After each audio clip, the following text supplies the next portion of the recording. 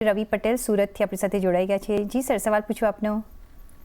Pidilite ઇન્ડસ્ટ્રીઝના sir આપણી પાસે 2700ના ભાવના 50 share પડેલા છે જી, તો લોંગ ટર્મ માટે આનો શું વ્યૂ રહેશે? જી, પીડીલાઇટના જેને એક સારા એવા સ્ટ્રોંગ નંબર્સ આ વખતે રજૂઆત કરી છે Nirav.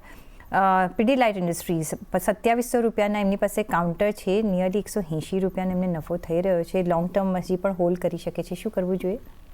Yes, absolutely Pidilite ઇન્ડસ્ટ્રીઝના numbers બહુ જ સ્ટ્રોંગ હતા। ઇનફેક્ટ જે માર્કેટ એક્સપેક્ટ કરી રહ્યું હતું એના કરતાં ઘણા નંબર્સ સારા એવા છે। વોલ્યુમ ગ્રોથ પણ દેખાઈ રહ્યું છે એન્ડ ઓવરઓલ થર્ડ ક્વાર્ટરમાં આપણે જોઈએ તો એક ફેસ્ટિવ સિઝન હોય એન્ડ મોર ઓવર જે રિયલ એસ્ટેટ ઓવરઓલ જે સ્પેસ છે લાસ્ટ 2 થી 3 વર્ષમાં બહુ જ હેઝ પરફોર્મ વેરી વેલ। તો ઓવરઓલ અગર તમે જોશો કે પોસ્ટ કોવિડ જેટલા પણ સેલ્સ થયા છે રિયલ એસ્ટેટમાં 2020, 21 અને 22માં, તો એની ડિલિવરીઝ હવે મોરઓલેસ 24 એન્ડ અને 25માં શરૂ થઈ ગઈ છે। તો મારા હિસાબે જે building material as a space રહેશે that should pick up now. In fact real estate can go on the back foot, એટલે ઓલરેડી આપણે એક સારી રેલી 2 વર્ષમાં જોઈ ચૂક્યા છે।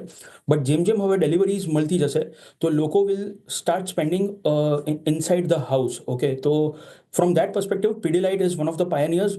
આપણને ખબર છે કે કોમ્પિટિશન એ સ્પેસમાં બહુ ઓછી છે and it has done phenomenally well over the last 20 years and quarter 3ના સ્પેશિયલી નંબર્સ જોઈએ તો ક્લિયરલી એક સારો ગ્રોથ દેખાઈ રહ્યું છે for next couple of years.